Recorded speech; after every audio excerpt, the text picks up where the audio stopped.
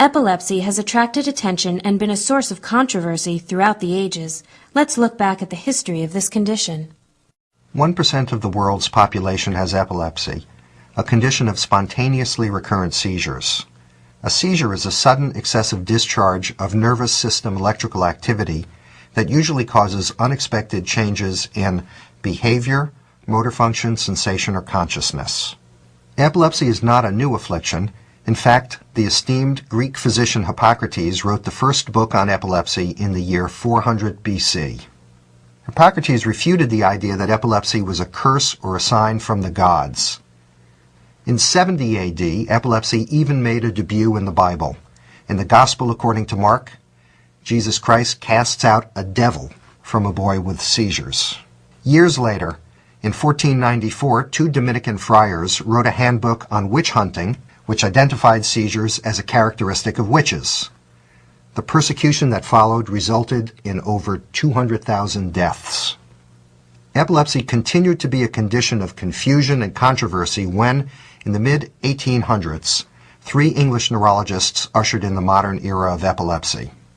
At this time, one of the neurologists, John Hewlings Jackson, defined a seizure as, quote, an occasional, excessive, and disorderly discharge of nerve tissue on the muscles, unquote.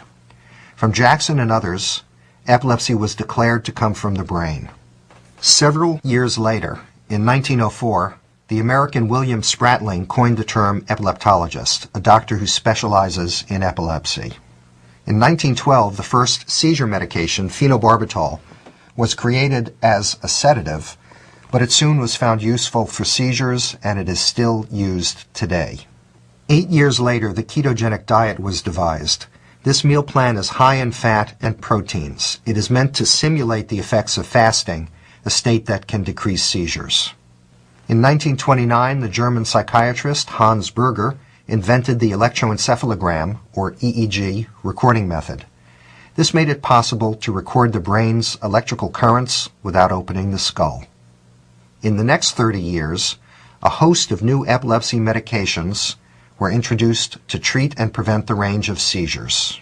In 1909, the International League Against Epilepsy was founded, and in 1968, the Epilepsy Foundation of America, along with the American Epilepsy Society and the Epilepsy Therapy Project, and particularly the National Institutes of Health.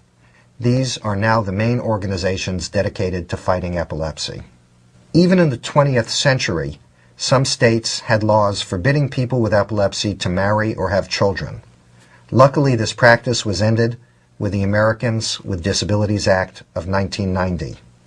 During the next 10 years, new medications provided even more seizure control, and in 1997, the FDA approved a device, the vagus nerve stimulator, to treat partial epilepsy in adults.